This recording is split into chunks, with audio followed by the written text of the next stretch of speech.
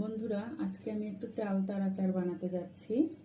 এর জন্য যে উপকরণগুলো লাগবে, আমার চালতাটাকে প্রথমে ধুয়ে তারপরে শিলপাটায় ছেঁচে একটু হালকা লবণ হলুদ দিয়ে চুলায় সিদ্ধ করে নিয়েছি।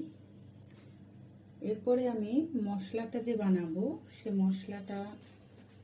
মশলার গুঁড়াটা যে করব, পাঁচফোড়ন, ধনিয়া, তেজপাতা, শুকনা মরিচ, দারুচিনি, এটা চুলায় হালকা আঁচে একটু ভেজে নিতে হবে, তাহলে স্মেলটা খুব ভালো আসে।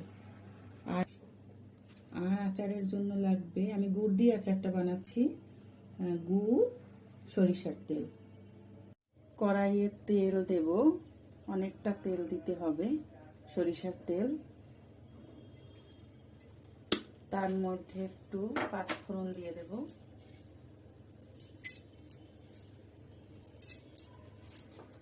চুলার আঁচটা হালকা বাড়িয়ে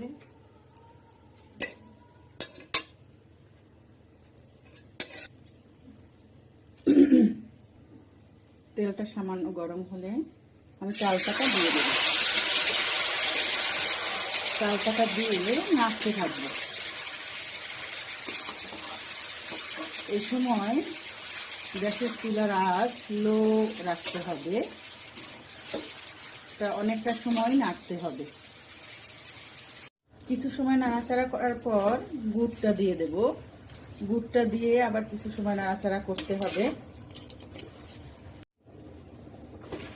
গুড় দিয়ে কিছু সময় নাড়ার পরে যখন একটা জলের মতো বের হবে, সেটা শুকিয়ে ফেলতে হবে। তারপরে একটু ভিনেগার দিতে হবে। আমি এটা ভুলে গিয়েছিলাম উপকরণ বলার সময়। ভিনেগার বা সিরকা দিলে আচারটা নষ্ট হবে না। সিরকা দিয়ে নাড়াচাড়া করার পরে আমি যে মশলাটা ভেজে রেখেছিলাম সেটা গুঁড়া করে দিয়ে দিচ্ছি এবং ভালোভাবে মিশিয়ে নিচ্ছি।